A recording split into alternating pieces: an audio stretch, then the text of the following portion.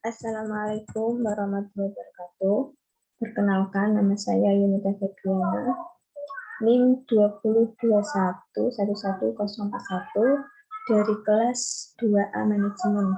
Saya akan menjawab soal ulangan tengah semester Bahasa Indonesia.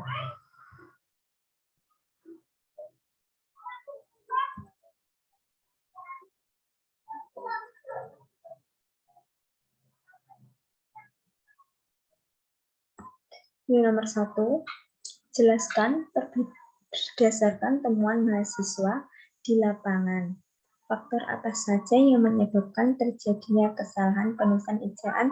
Berikan contoh kesalahan ejaan yang sering muncul. Jawabannya, faktor yang menyebabkan terjadinya kesalahan penulisan ejaan. 1. Kurangnya kesalahan kaidah penulisan ejaan. 2. Kurang ketelitian dalam menulis.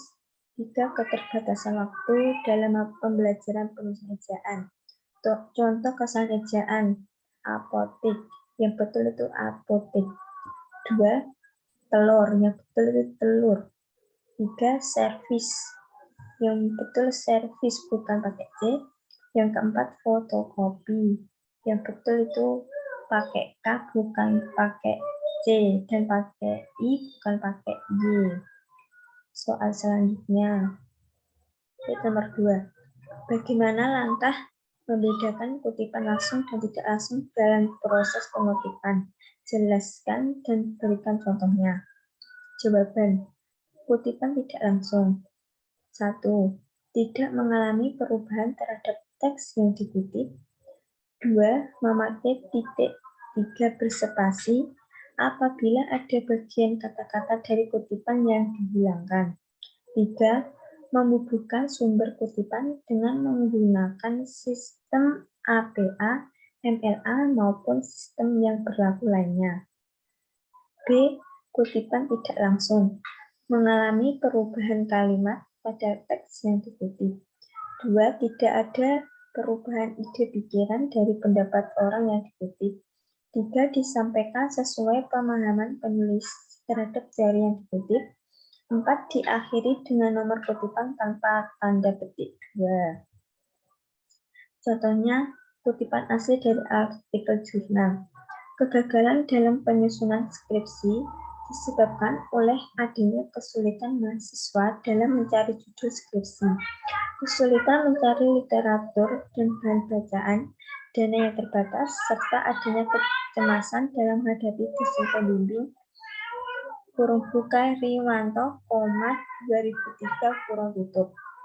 Kutipan langsung. Kegagalan dalam penyusunan skripsi disebabkan oleh adanya kesulitan mahasiswa dalam mencari judul skripsi, kesulitan mencari literatur dan bahan bacaan, dana yang terbatas, serta adanya kecemasan dalam menghadapi dosen pembimbing. Kurung buka Riwanto dalam Fauziah, 2014. 283, kurung tutup.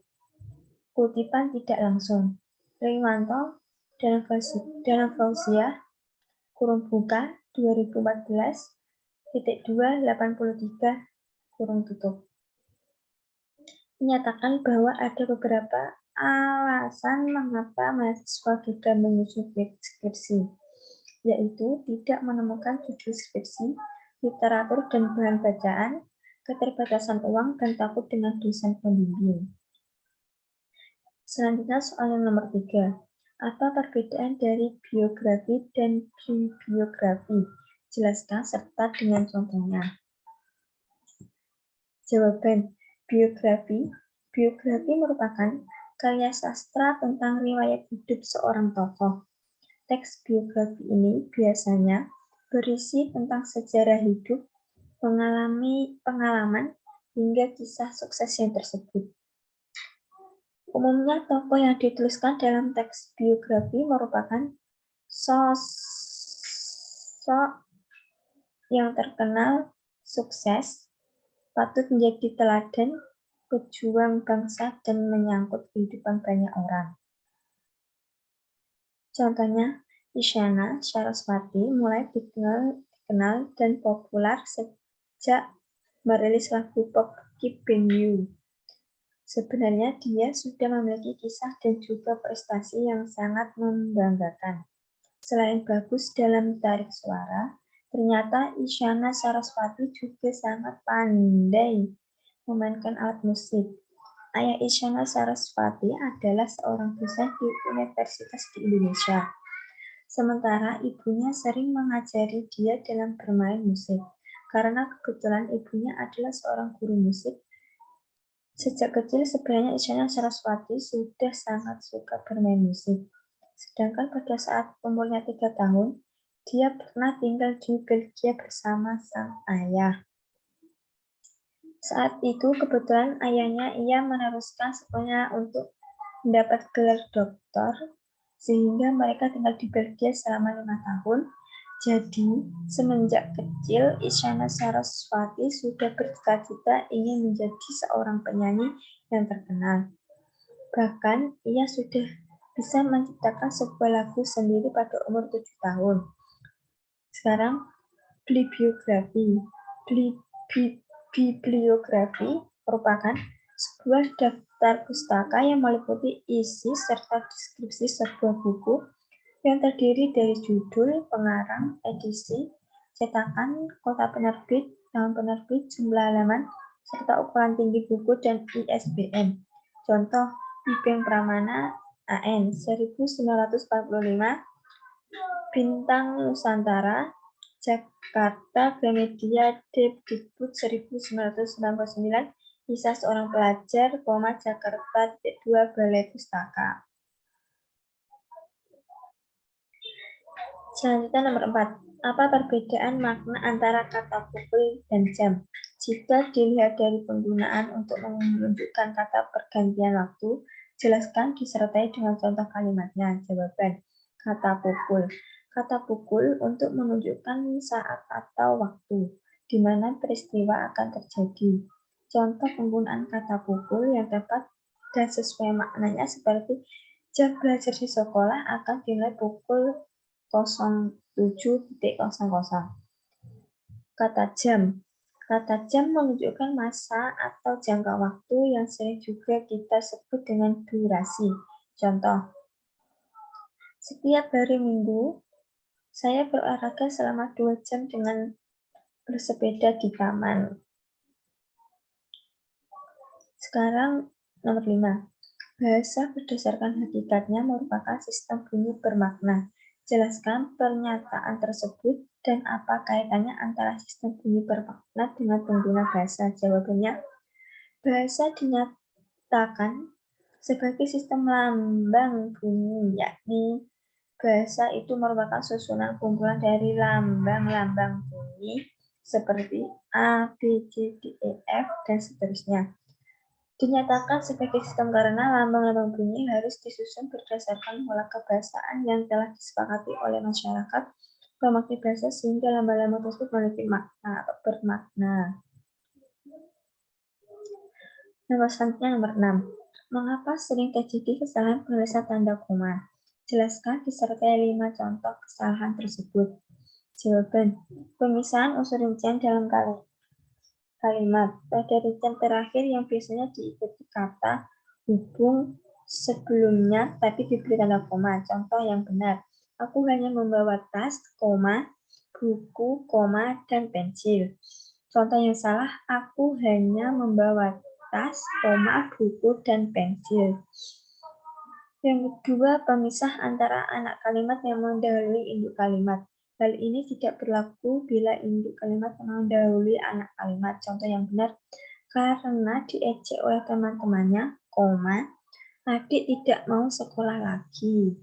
Contoh yang salah, adik tidak mau sekolah lagi, koma, karena diejek oleh teman-temannya. Penggunaan mengikuti kata hubung. Tanda koma terletak sebelum kata hubung yang terletak di tengah kalimat dan setelah kata hubung yang terletak di akhir kalimat. Contoh yang benar, dia sangat pandai bergaul di luar, koma, tetapi sangat diam jika di rumah. Contoh yang salah, dia sangat pandai bergaul di luar, tetapi, koma, sangat diam jika di dalam rumah. Contoh yang benar, Barang-barang yang wajib dibawa saat ujian adalah alat tulis, papan tulis, dan kartu ujian.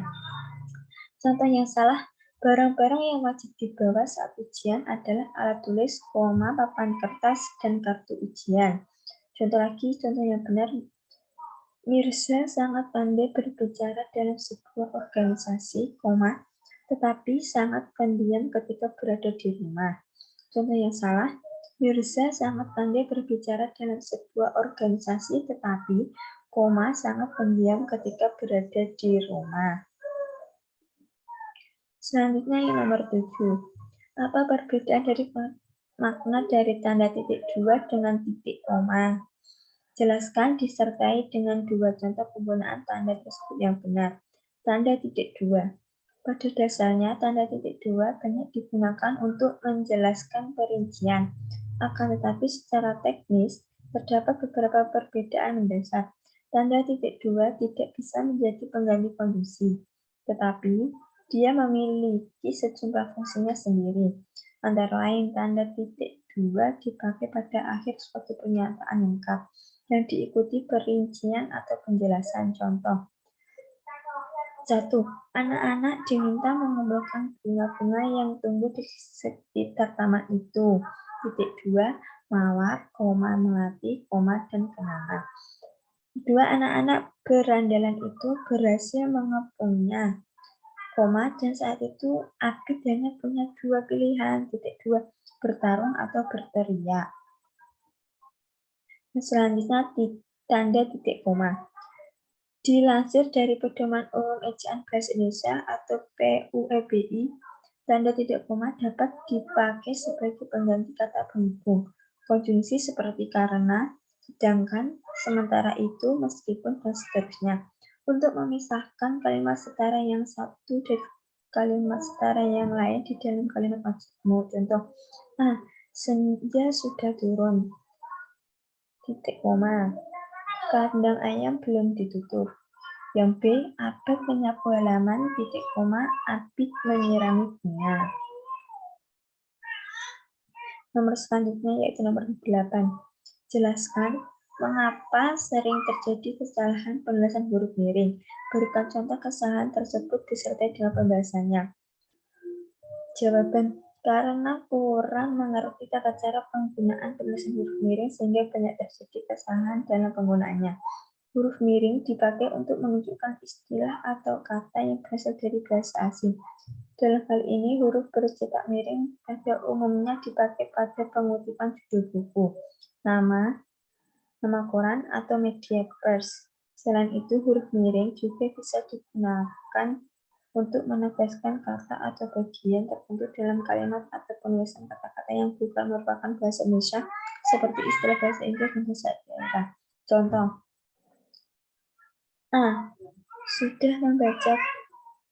Saya sudah membaca buku Salah Asuhan karangan Abdul Muiz. Itu salah karena Abdul Muiz bukan dicetak miring.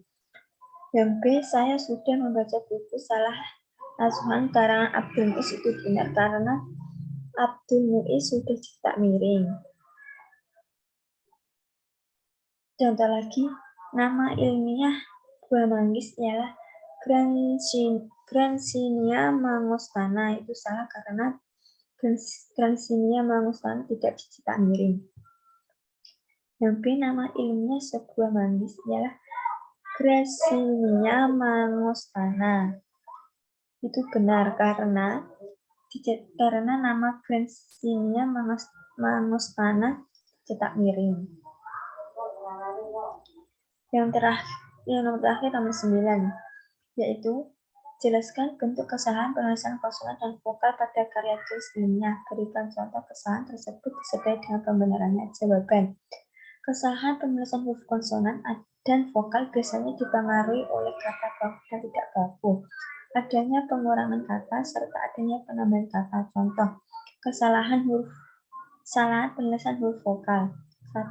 Resiko, yang betul itu risiko. 2. Analisa, yang betul itu analisis. 3. Hakikat, yang betul itu hakikat, pakai I. Yang B, kesalahan penulisan huruf konsonan. 1. Zaman, yang betul itu zaman. 2. Teknik, yang betul itu teknik. 3. Otomatik, yang betul otomatis. Sekian dari saya. Terima kasih. Wassalamualaikum warahmatullahi wabarakatuh.